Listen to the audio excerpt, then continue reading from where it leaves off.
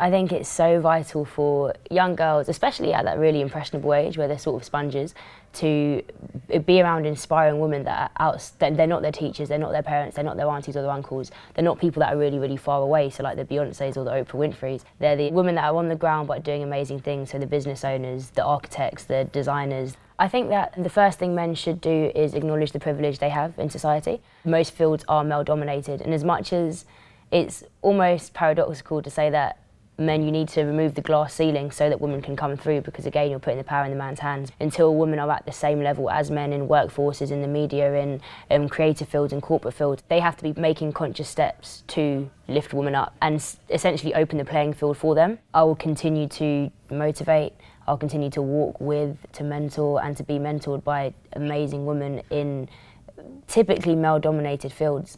I will try and inspire as many young women as young as possible to just pursue a purpose and to be relentless in their pursuit of that purpose or that passion.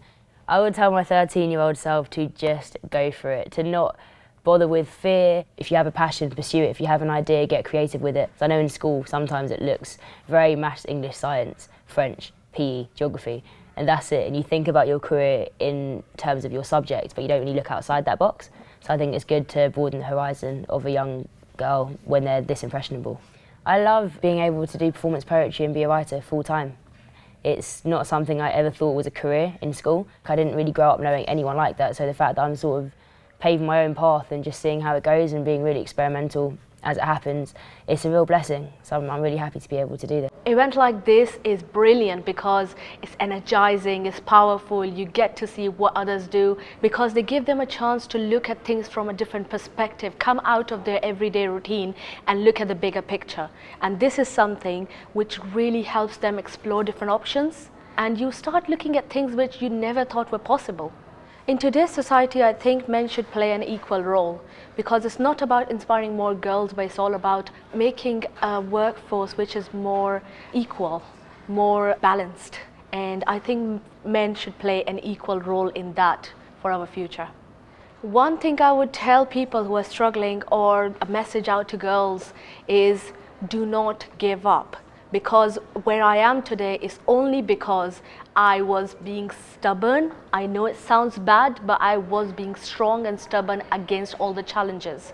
And one thing is, no matter how hard it is, just don't give up. So I run a company that is tackling food waste, plastic waste. It's called Snacked. That is looking at how we create genuinely healthy snacks. So we're trying to change the food system, or at least trying to change a small part of the food system, and trying to engage as many people on our journey with us, trying to change other people's perceptions as well. So what I would tell my 13-year-old self is not to worry.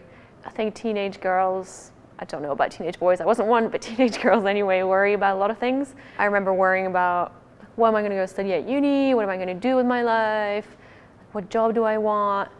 That's a lot of pressure for a teenager, and it doesn't really matter. You know, I went to study things and I'm not really doing anything that has anything to do with that. It doesn't matter if you figure it out when you're 15, when you're 25, 30, 40, just go out and do things, learn things, experience things, and then through that you'll figure out what you actually want to do. Older men can be a bit intimidating, so maybe they should be a bit more self-aware about how they're putting themselves across, especially younger people, and maybe be a bit more aware of the dynamics between men and women and gender inequality, and whether they point it out when it happens or not, like they can do, but more importantly is that they become aware of it and ideally change the way they behave or the things that might need changing. Why are events like Rocking Your Teens important? The world has a lot of issues that need solving, and the people who are going to solve that are you and me today, but then more importantly it's people who are younger than us. So we need to inspire them, to make them believe that they can change things for the better, whatever that is. You know, whether it's an environmental thing, whether it's a social thing, just make them feel empowered to do what they think is right. So I think events like Rocking Your Teens are important because when I was a teenager myself, I had so many questions about GCSEs, friends, where I was going with my career, and you're so young, and I think it's really important to have someone that's quite young as well, being able to share their advice and their opinions about their experiences, just to help you through the process. At 13, I chose my options by picking what I really enjoy. At that time, I was really interested in business and science, so I thought that triple science and business studies would be great options. I'd definitely say that when you are picking your GCSE options as well, just do things that you enjoy and then don't do just what your friends are doing. I think the main piece of advice I'd give to my 13-year-old self is just to not take things too seriously. For example, when I was picking my GCSE options, I thought that that would shape my career and my life today, and what I do now doesn't reflect my GCSE options at all.